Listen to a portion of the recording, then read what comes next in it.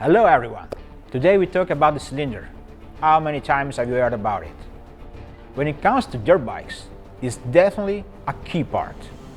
In fact, we are talking about a fundamental component of the engine, the direct connection between the engine block and the cylinder head. We could say it's where the magic happens.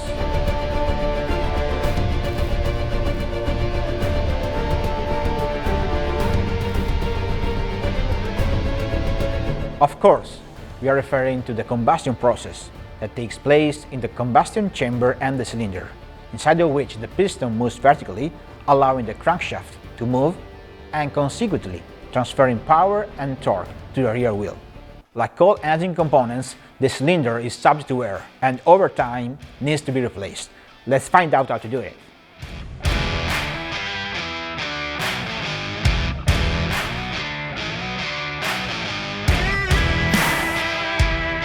When taking a job involving electrical components, the first thing to do is disconnect the terminal from the motorcycle battery to avoid burning any fuses and work safely.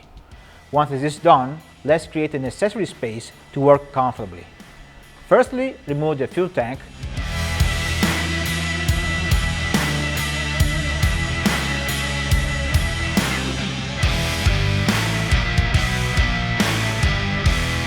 The entire exhaust system, separating the exhaust pipe from the terminal and removing them both.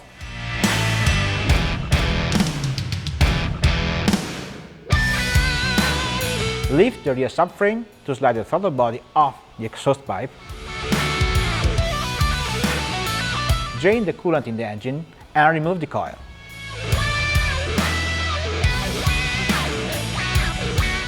Now, we can start working on our engine, starting with removing the valve cover.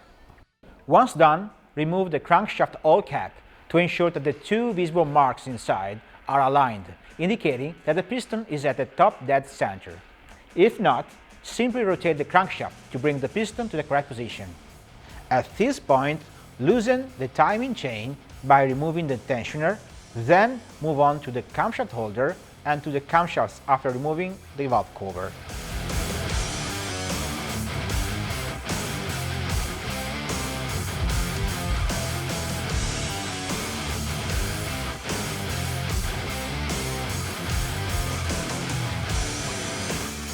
Next step is disassembling the cylinder head, for which you need to unscrew the cylinder head hanger bolts first and disconnect the ECT sensor connector, which is the engine coolant temperature sensor located on the rear left of the cylinder head. Now that the cylinder head is free from any external support and the connection, unscrew the external and internal side bolts.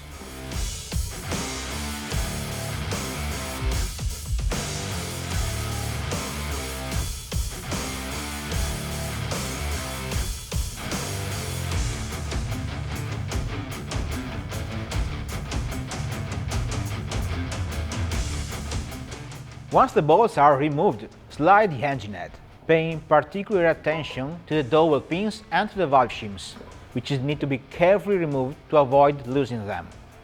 Remove the cylinder head gasket and be ready to replace it with a new one.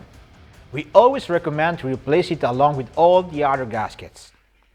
Let's unscrew the 6mm bolt fixing the cylinder to the engine block to remove the cylinder. Tension the timing chain, securing it with both cam chain guides, and with the other hand, slide off the cylinder, being careful, in this case as well, not to lose the dowel pins.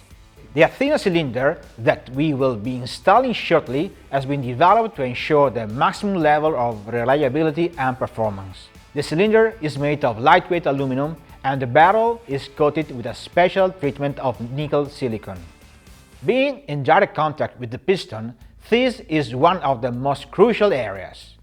Before installing our brand new cylinder, we also need to replace the piston. On Athena cylinder kits, you can always find the best suitable piston. It's important to always replace both together. By doing so, both will be new, tolerances will be respected, and above all, you won't face any risk of mechanical issues. If you want to be sure you're doing a proper job, you can find the link to our step-by-step tutorial for piston replacement in the description above. Now, let's continue.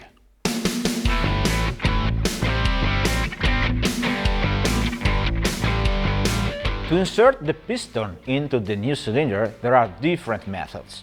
We always recommend using a piston ring compressor, which allows you to perform the operation with less difficulty and, above all, without risking damage to any component. Close the rings and insert our piston into the cylinder from the top until the pinhole emerges from the bottom. Back to our motorcycle engine. Apply the cylinder base gasket. Position the connecting rod small end inside the piston pinhole and insert the piston pin. Install the new piston pin clips into the grooves. Now we can mount the cylinder on the engine block, remembering to put the dowel pins back in place and tighten the bolts to 10 Nm. With the cylinder mounted, it's time to reassemble all the components we have removed. As we reassemble everything, make sure to always apply the new gaskets facing the correct side.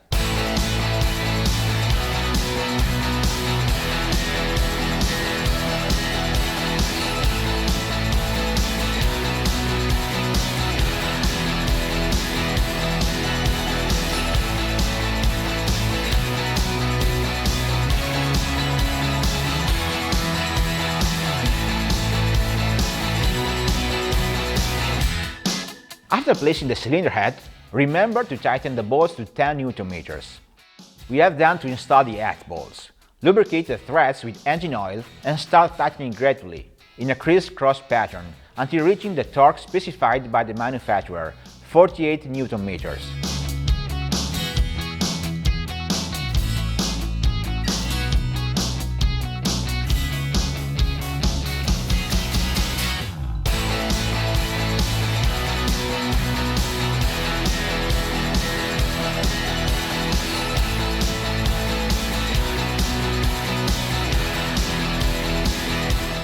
Another important step is the reassembly of the camshafts and the timing phase. To do this, make sure the timing marks on the cam sprockets align with the camshaft holder mating surface of the cylinder head. Now it's possible to place the cam chain back to the sprockets and mount the camshaft holder, tightening its bolts.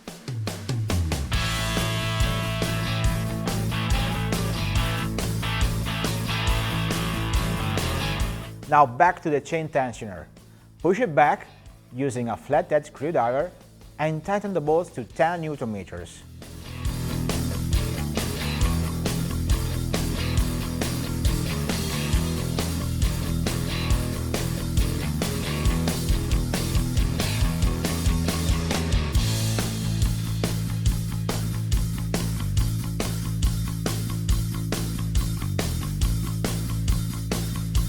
After this, rotate the crankshaft with 2 full turns by turning the primary drive gear bolt. Making sure the timing marks align, check the timing phase has been done properly, and finally reassemble the valve cover.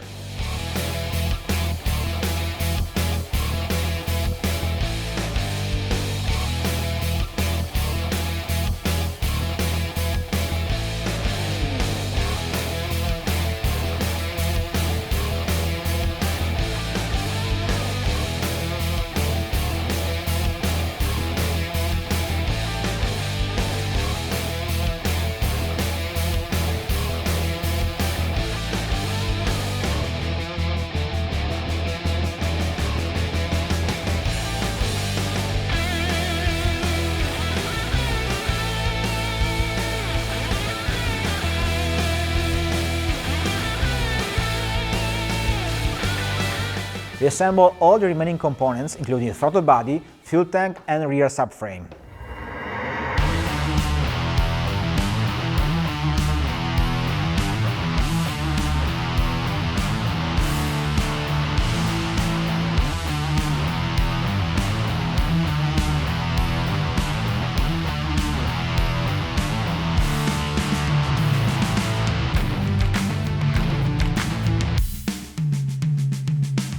Refill the coolant in the radiator, about 1.5 liters.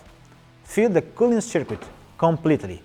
Start the engine, wait until it's warm, and then check the level when cold. So, job's done. This is how you replace the cylinder of a 2022 Honda CRF 250R with a brand new Athena cylinder kit that you can easily find on athena.eu. Don't forget to subscribe to our channels for other maintenance tutorials and to stay updated. Thank you for following us.